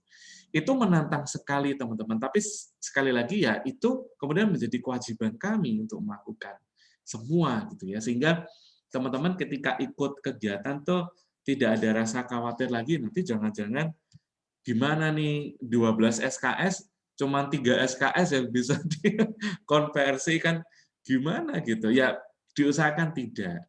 Dan apalagi yang sudah konsultasi sebelumnya ya, kayak Nanda, lalu ada 3 ya, ada Nanda, ada Ratih, dan ada Ivena, Pak. Ivena. Nah, itu 3-tiganya kan sudah komunikasi dengan saya tentang kemungkinan-kemungkinan mata kuliah apa yang akan dikonversi. Jadi, nanti ketika nilai sudah muncul, gampang banget. Saya tinggal lacak saja data, diskusi awal dulu seperti apa, memastikan nilainya yang muncul bagaimana, lalu nanti siap-siap Nanda, saya juga akan minta nih laporan yang kamu submit sendiri di webmu itu, nanti saya juga minta itu, karena sebagai prodi juga harus melihat ya aktivitasnya itu apa aja gitu. Jadi begitu teman-teman. Kalau yang pertukaran mahasiswa merdeka memang lebih simple, dalam arti kan yang diambil itu sama-sama mata kuliah gitu ya. Sehingga ada RPS-nya, ada CPMK-nya juga bisa dilihat itu. Yang menantang memang yang tidak. Yang tidak itu kan ada kampus mengajar, ada magang ya. Lalu nanti Juli itu akan buka studi independen. Nah, itu juga menarik lagi nih. Sesuatu yang juga bisa tetap teman-teman bisa ikuti, tapi sekali lagi lihat syarat-syaratnya juga ya. Karena di beberapa kegiatan itu diatur minimal bukan minimal SKS, minimal semesternya. Kalau Nanda dulu kalau nggak salah minimal semester berapa Nanda ya? Semester 5, Pak. Semester 5 kan ya, betul. Jadi saya mengamati untuk kegiatan-kegiatan yang non pertukaran mahasiswa, itu biasanya arah-arahnya yang bisa mengambil itu mulai dari semester 5. Kenapa? Karena secara umum saya katakan, artinya tidak spesifik per prodi, karena tiap prodi pasti beda ya. Prodi-prodi dari manapun pasti beda struktur kurikulumnya. Tapi secara umum, memang mulai dari semester tengah ke akhir, pembelajarannya itu akan banyak pembelajaran yang sifatnya praksis. Nah, maka memang nanti ketika bicara proses konversi akan lebih mudah dilakukan di sana. Dan dari yang saya lihat dari beberapa kurikulum di UAJY untuk prodi-prodi yang sudah selesai gitu ya melakukan proses pengembangannya, saya lihat proses pengkonversian itu juga lebih banyak atau cenderungnya itu memang ditaruh di semester tengah ke belakang. Walaupun kegiatannya itu bisa diambil semester kapanpun, tapi pengkonversiannya itu untuk mata kuliah yang biasanya itu ada di tengah menuju ke belakang. Karena apa? Karena mata kuliah itulah yang tidak dibebani sebagai mata kuliah yang dinamakan graduate attitude. Nah, jadi tidak membentuk satu titik yang menentukan profil lulusan. Jadi biasanya mata kuliah yang tengah ke belakang itu mata kuliah pengayaan. Kalau di prodi kita, mata kuliah pengayaan itu ada di 2 bidang peminatan, teman-teman. Komunikasi massa digital dan komunikasi strategis. Itu kan mata kuliah pengayaan. Nah, pada titik itulah sangat mungkin kemudian dilakukan proses konversi atas aktivitas-aktivitas yang dilakukan mahasiswa di luar prodi dalam rangka keikutsertaannya dalam program MPKM. Nah, begitu. Ada satu nih, Teresia Fatika, oke, dari Prodi SI masih ragu untuk ikut program ini karena prodi saya ada matkul pemrograman, khawatir jika ada matkul yang sama di universitas penerima, tapi bahasa pemrogramannya beda. Oke, saya kira bisa didiskusikan lebih lanjut dengan Kaprodi masing-masing ya Fatika ya, diskusikan saja. Kalau kamu punya ketertarikan untuk mengambil mata kuliah lain, di luar sana, di prodi SI lain, mungkin sejak awal malah diperlihatkan saja kepada kaprodinya, saya ada rencana Pak untuk ikut pertukaran mahasiswa merdeka dan memang ingin ikut mata kuliah yang sekiranya mendukung saya. Nah, tapi jangan ditanyakan, saya harusnya ngambil apa ya Pak? Jangan. Tapi teman-teman lihat dulu juga ya, kira-kira di mata kuliah di mana teman-teman tuju itu kampusnya, ada mata kuliah apa saja yang malah di kampus kita tidak ada. Sehingga ada proses pengayaan belajar. Seperti yang tadi dilakukan oleh Virgi ya. Talent management, ya kita memang nggak ngajar. Karena memang kurikulumnya kan beda. Yang ingin dicapai dari profil lulusan juga beda. Tapi Virgi melihat talent management nih ada irisannya nih dengan yang kemudian saya pelajari juga selama ini dan yang saya ingin lakukan kelak ketika sudah lulus. Nah, maka Itu yang diambil. Dan perspektif berpikirnya seperti itu, teman-teman, untuk pertukaran mahasiswa merdeka ya. Jadi mata kuliah yang diambil apa? Ya mata kuliah yang mengkayakan pembelajaran teman-teman yang sekiranya itu memang tidak ada di dalam prodi yang teman-teman berada saat ini. Tetapi masih ada irisannya dan mendukung proses pembelajaran yang ada. Itu mata kuliah yang bisa diambil oleh teman-teman. Jadi gambarannya kira-kira kayak gitu. Tentu kalau detailnya ya harus dilihat dan didiskusikan dengan kaprodi masing-masing. Oke, ini sudah jam 5. Apakah ada lagi yang mau tanya? Satu orang lagi silakan angkat tangan atau tulis di chat. Atau sembari menunggu itu silakan Virgi, Nanda bisa memberikan statement akhir begitu untuk memotivasi teman-teman. Silakan dari Virgi dulu, lalu nanti Nanda. Oke, ingin sedikit mengutip dari pertanyaannya Teresia juga sih Pak, bahwa ragu. Menurut saya nggak perlu ragu ketika kita mendaftar sebuah program yang sudah pasti dampaknya itu bagus buat kita. Malah saya pengen ya Pak bertahan lama di UAJ demi bisa mengikuti kegiatan-kegiatan dari Dikti. Iya. Karena ada 8 program yang diselenggarakan Dikti, dan semuanya itu menarik untuk dicoba. Dan tentu ini saya aja sudah merasakan menariknya gitu ya. Apalagi magang nanti bisa kita coba. Banyak sekali perusahaan-perusahaan, bahkan DPR RI bekerja sama dengan Dikti. Jadi kita bisa mencoba hal tersebut, masih banyak program-program yang bisa kita ikuti. Jadi jangan ragu sebelum kamu mencoba. Itu sih penting yang harus kita ingat. Oke, good. Jangan ragu ya. Apalagi kalau programnya itu memang dari Dikti. Ya, itu benar. Udah deh, nggak usah ragu. Itu pasti apa ya, untuk konversi nanti pasti bisa dilakukan, untuk fasilitas pasti akan diberikan, lalu kira-kira nanti walaupun mungkin tantangannya ada ya kayak yang Nanda tadi ceritakan, tapi selama itu program flagship resmi gitu, maka jangan ragu gitu ya. Yang menyelenggarain aja memang Dikti ya, rumah besar dari kita semua gitu yang ada di sini. Nanda silakan. Baik. Kalau saya mungkin singkat saja, yuk aku mau ngajak untuk teman-teman, yuk kita keluar dari zona nyaman. Banyak kegiatan di luar sana yang bisa kita ikutin, contohnya pun banyak sekali program yang Kemendikbud tawarkan, kita bisa ikut salah satunya atau dua salah satunya terserah, karena banyak banget nilai yang bisa kita ambil, mungkin tidak kita dapatkan di OJY, tapi kita dapatkan di luar. Seperti itu. Terima kasih. Oke, terima kasih Nanda dan Virgi atas sharingnya ya, sangat menarik, menginspirasi, dan silakan selama mumpung masih ada di UAJY, dan UAJY itu adalah universitas yang mendorong teman-teman mahasiswa mengikuti kegiatan MBKM, maka silakan eksplorasi kegiatan-kegiatan MBKM yang ada. Jika ada ketertarikan, silakan cari tahu, baca buku panduannya, lalu silakan ya lihat rute belajar teman-teman, kira-kira mana yang pas dan mendukung, dan ketika sudah menetapkan pilihan, silakan mulai komunikasi dengan prodi masing-masing, supaya nanti proses berikutnya lebih terarah. Kira-kira begitu ya, Virgi dan Nanda. Terima kasih. Semoga proses daftar di pertukaran mahasiswa merdeka juga lancar untuk Virgi. Nanda juga ya, semoga nanti proses pelaporan macam-macamnya dengan kampus mengajar juga lancar. Dengan DPL-mu, silakan.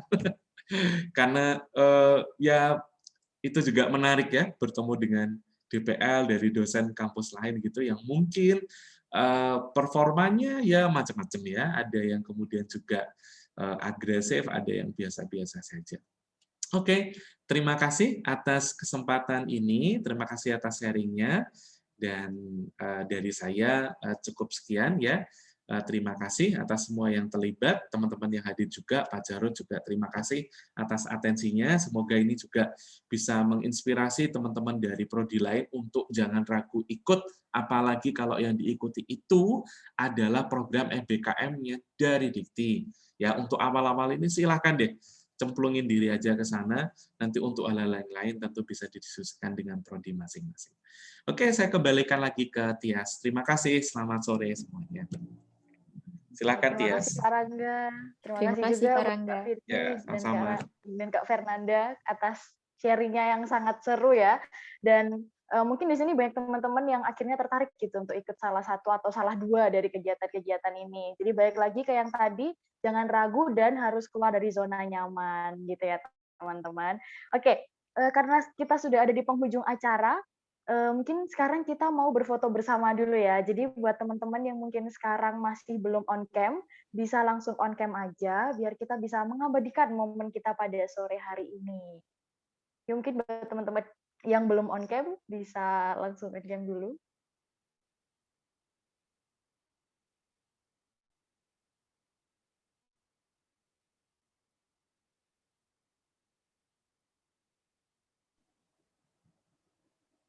Oke. Mungkin yang lainnya sedang terkendala ya, jadi kita langsung aja. Mungkin buat Hosea bisa minta tolong di screenshot kan? Oke. Oke. Oke, Dihitungin sudah Hosea. siap. Oke, siap Pak. 1, 2, 3. Lagi ganti gaya. 1, 2, 3. Oke, sudah. Terima kasih Hosea, dan mau minta bantuan lagi kepada Hosea, karena tadi sudah diawali dengan doa, jadi sekarang acara ini mau ditutup juga dengan doa yang akan dipimpin oleh Hosea. Oke, mari Bapak, Ibu, dan teman-teman kita berdoa untuk menutup acara webinar kali ini. Doakan saya pimpin secara universal, mari kita berdoa. Tuhan, terima kasih karena Engkau telah memberkati kami di acara webinar pada sore hari ini. Sebentar kami akan melanjutkan aktivitas kami masing-masing. Tolong berkati dan lindungi kami seterusnya. Terima kasih Tuhan. Amin. Ya, terima kasih Hosea. Terima kasih juga untuk seluruh pembicara yang telah memberikan materi pada sore hari ini. Terima kasih juga kepada Bapak Jarot yang telah menyempatkan hadir dalam acara kita pada sore hari ini. Semoga teman-teman mendapat pengetahuan baru yang bisa digunakan untuk mengembangkan diri teman-teman ke depannya. Acara sudah selesai, untuk teman-teman bisa keluar dari acara Zoom supaya kita bisa bertemu di acara-acara yang selanjutnya, lain kesempatan. Terima kasih. Terima kasih semuanya. Terima kasih. Terima kasih.